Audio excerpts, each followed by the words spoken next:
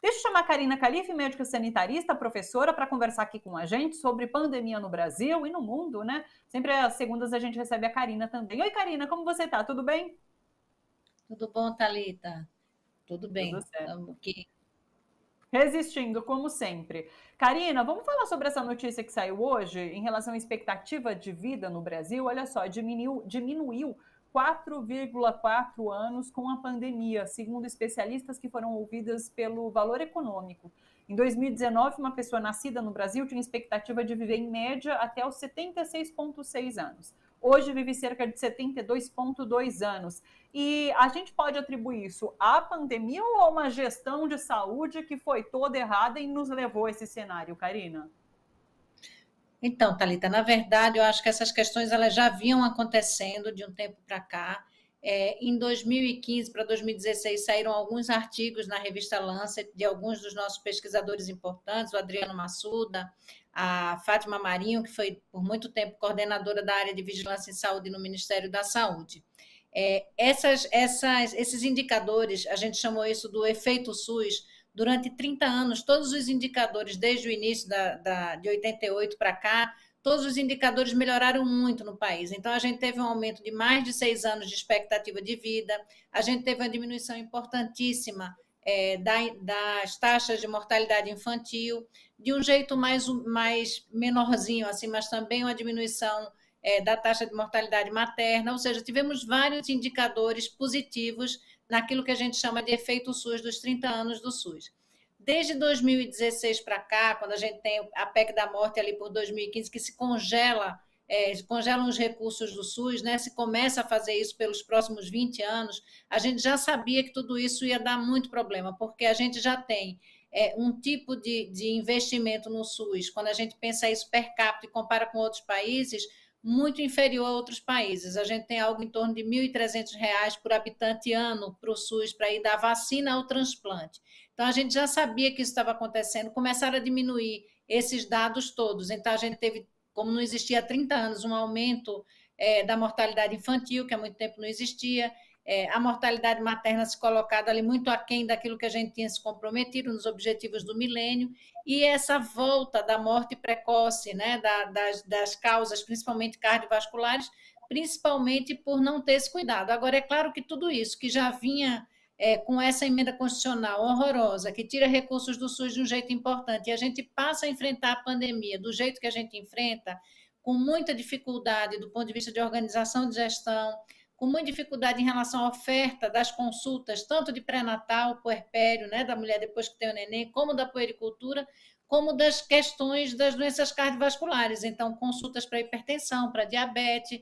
Então, eu digo que é o conjunto da obra. A pandemia piorou muito isso, a gente tem vários trabalhos mostrando isso, mas isso é algo que vem desde a época do golpe de 2016 para cá, quando eles começam a retirar recursos do SUS, congelam, e isso só vai piorando com a gestão Bolsonaro. Isso começa desde a gestão do Ricardo Barros, para falar a verdade, em relação a essa diminuição de recursos, né? E, infelizmente, a gente volta a ser um país com indicadores que a gente não tinha há 30 anos antes. E não sei se é simplista falar em reverter essa situação, mas é o que? É por meio de política pública voltada à saúde, fortalecimento do SUS? Como que seria? A primeira coisa é derrubar essa emenda constitucional que a gente chama da PEC da morte, que não dá para a gente congelar. Imagina se fosse um da gente congelar o salário da gente pelos próximos 20 anos. A gente só envelhece e precisa de mais coisas. A mesma coisa vai acontecendo. A gente aumenta a expectativa de vida, as pessoas envelhecem, tem mais doenças crônicas, tem mais questões a cuidar, né, do envelhecimento e tal. E essa complexidade de ofertas também tecnológicas daquilo que a gente precisa. Com a pandemia, a gente precisa de mais recurso ainda. Então, a primeira coisa é desfazer essa emenda constitucional, esse congelamento de recursos, porque a gente passou, assim, no economista, que eu não sou das melhores pessoas para dizer, é como se a gente tivesse um piso. A gente tinha, no mínimo, esse recurso. E essas pessoas, elas fizeram passar a ter um teto, ou seja, não pode passar disso o gasto. Um gasto que já era, um financiamento que já era insuficiente, o financiamento do SUS, apesar das maravilhas que a gente sabe que o SUS faz e de se não fosse o SUS a gente não está aqui desse jeito.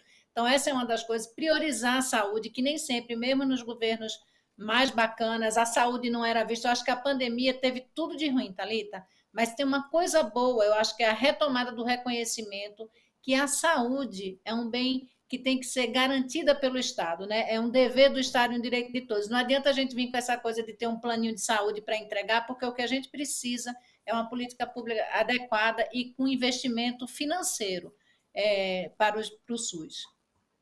Aliás, eu estava olhando, até estava tentando recuperar aqui essa pesquisa CNT-MDA que saiu hoje, quando as pessoas são questionadas sobre o que precisa melhorar, né, nas próximas gestões, a saúde acho que aparece como a principal, inclusive. Tem vários problemas com a economia, com emprego, mas a saúde ali, eu acho que a pandemia trouxe essa preocupação com a saúde e as pessoas apontam como um item essencial, até para que, claro, a gente volte a ter uma expectativa de vida maior, né, Karina? Essa sempre foi uma questão, Thalita. Eu, além de ser professora, médica, enfim, atender, eu sempre fui uma gestora, coordenei a saúde da mulher no estado de São Paulo, fui coordenadora de saúde na gestão de Haddad aqui na cidade, responsável por 3 milhões de habitantes, e a gente sempre soube que a saúde é esse lugar que se gasta muito e as pessoas estão ali onde estão vulneráveis, onde precisam do cuidado, do atendimento. Então, nunca vai ser o lugar que você investiu e acabou, e você conseguiu formar todo mundo. A educação é outro lugar, mas a educação você vai formando as pessoas, né? A saúde é sempre esse lugar onde a gente vai precisar. Porque a gente não pode ter a lógica de mercado para a saúde. A saúde não é mercadoria, a saúde é direito, né? É um bem-estar para todos, é qualidade de vida. Então, é isso aí. Sempre será a saúde uma das principais questões colocadas por todos. Cissa Soriano, nossa diretora, me passou aqui os números. Quer ver só? Olha, 75,7% dizem que a saúde é o mais importante em próximas gestões, seguido de educação com 50%, emprego com 31% e segurança 15%. São os quatro primeiros itens dessa lista de prioridade, então, que deve e precisa melhorar aqui no Brasil. E a Cissa, aproveita e te manda um beijo também, Karina. Vamos, vamos para o próximo tema. Eu queria falar com você sobre essa questão da subvariante, Karina, porque é o seguinte, ó, a cidade de São Paulo identificou agora na sexta-feira o terceiro caso de uma pessoa contaminada com essa subvariante BA2, que surgiu a partir da mutação da Ômicron. A gente já falou um pouquinho sobre, né? O paciente é um homem, 45 anos, residente de Ferraz de Vasconcelos, na Grande São Paulo, que foi atendido no sistema de saúde da capital paulista. A gente deve temer essa subvariante. Vamos falar de novo, né? Um pouquinho novamente sobre essa subvariante. A gente deve temer, deve continuar tendo os mesmos cuidados. Ela é capaz de causar estragos nesse momento. O que você pode dizer para a gente sobre essa subvariante? Olha, Thalita, primeiro que a gente tem que cuidar do mesmo jeito que a gente sempre cuidou, né? Usando máscara, fazendo o distanciamento social possível, lavando as mãos, usando álcool em gel e evitando grandes aglomerações, preferindo sempre os espaços ao ar livre, enfim, assim que quando a gente puder fazer essa escolha. Essa variante, a Omicron, ela tem uma característica que ela tem um certo escape, né, tanto na vacina quanto em relação à informação de doença anterior. E essa é uma coisa importante, porque a Omicron ela passou a ser a variante dominante no mundo inteiro. A Omicron, a B24.1, né, ela passou a ser dominante no mundo. E em vários locais da Europa, a ponto 2, ela também agora passou. No Brasil, a gente já estava com algo em torno de 93% de todos os sequenciamentos genéticos sendo Omicron, né? Então, a gente tinha o que nos deu esse estrago, que eu quero dizer assim, do retorno a um alto número de infectados e assim também um número aumentado de mortes, porque por mais que a gente tenha uma população mais protegida com a vacinação, quanto maior o número de pessoas positivas, maior aquele percentual de letalidade que mesmo que seja pequenininha, num montante enorme, ela vai aumentando, né? Então, acho que isso é uma coisa importante. As duas, elas têm mais ou menos a mesma diferença de sequência de mutações genéticas que fica principalmente ali na proteína S.